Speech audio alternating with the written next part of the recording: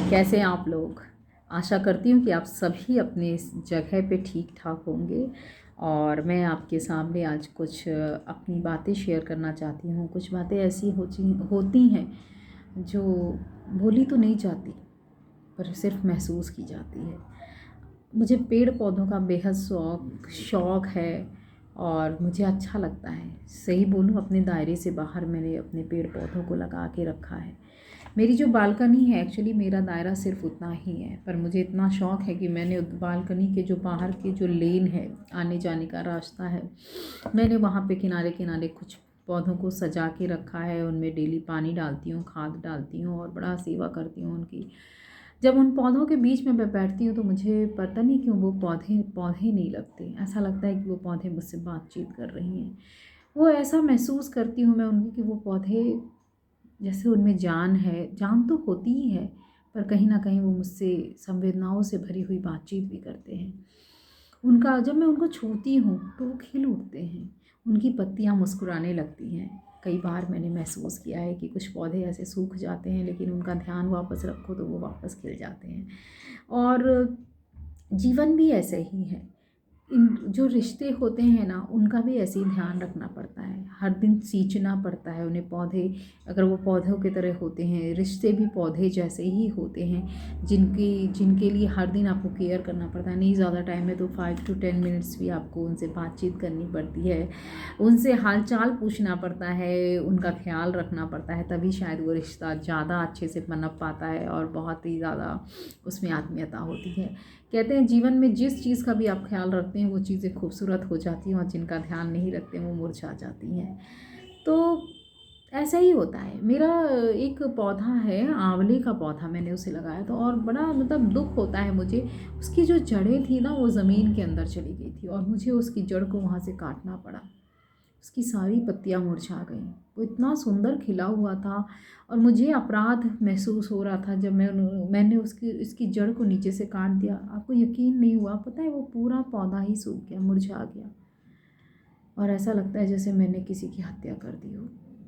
यह अपराध मुझे खुद महसूस हो रहा है। मेरे पेड़ पौधों, उनकी जब टहनियों को भी तकलीफ़ पहुंचती है ना, तो मुझे ऐसा लगता है जैसे उन्हें कष्ट हो रहा होगा।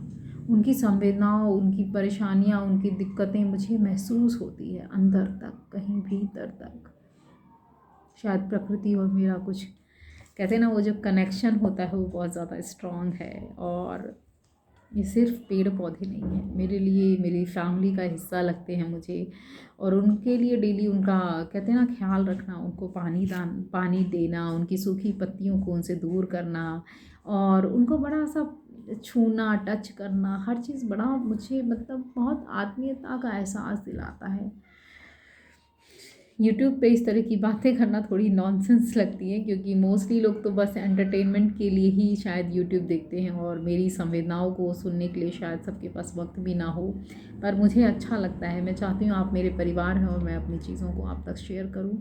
मैं एक हीलर तो हूँ, इसलिए शायद संवेदनाओं को बहुत अच्छे से समझ पाती हूँ, लोगों की भावनाओं की कदर कर पाती हूँ, पर सब एक जैसे नहीं हैं। कई बार आप बहुत भावुक होते हैं, पर सामने वाला आपको बहुत प्रैक्टिकली ले लेता है, आपके इमोशंस के साथ खिलवाड़ करता है। और ऐसे बहुत सारे लोग होते हैं, पर उन्हें ऐसा नहीं करना चाहिए। अगर आप किसी की भावनाओं का ख्याल नहीं रख सकते तो उसे तोड़ने का अधिकार भी आपके पास नहीं होना चाहिए।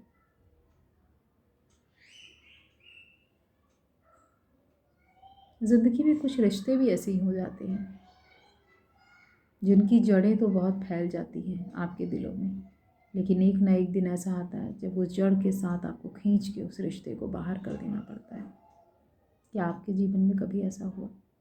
क्या क्या आपके पास कभी ऐसा, आपको भी ऐसा मौका मिला क्या कि आपने कभी किसी की जड़ों को अपने आप से दूर कर दिया, हटा दिया, या किसी ने आपको हटा दिया, अपनी ज़िंदगी से दूर कर दिया?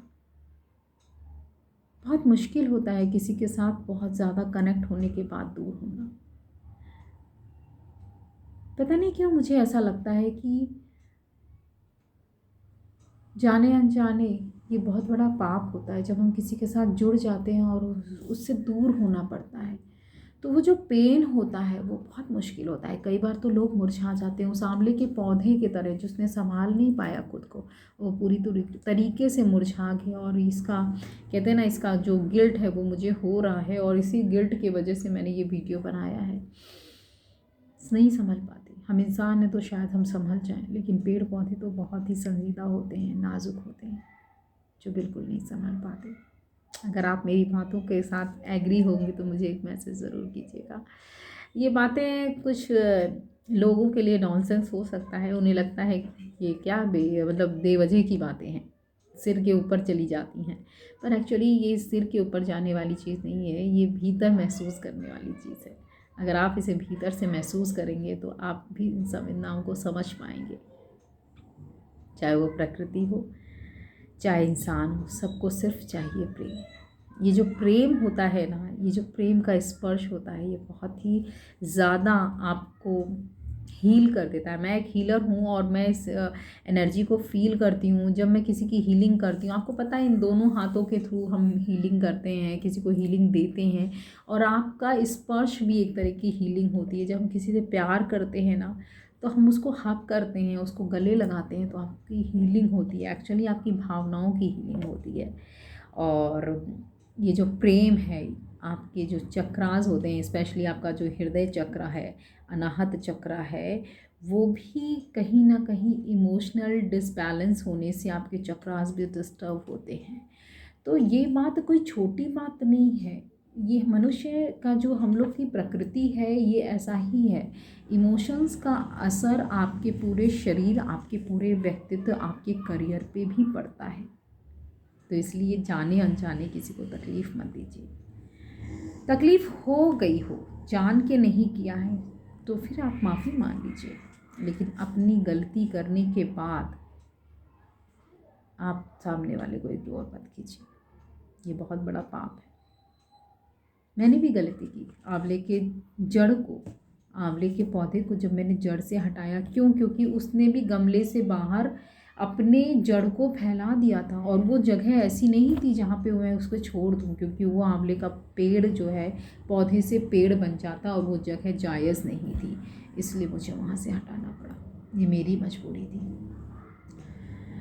ऐसे बहुत सारे रिश्ते भी होते हैं जो जाने अनजाने फैल जाते हैं, जिन्हें हटाना पड़ता है। बात संजीदा है, समझने की कोशिश कीजिएगा। Thank you so much.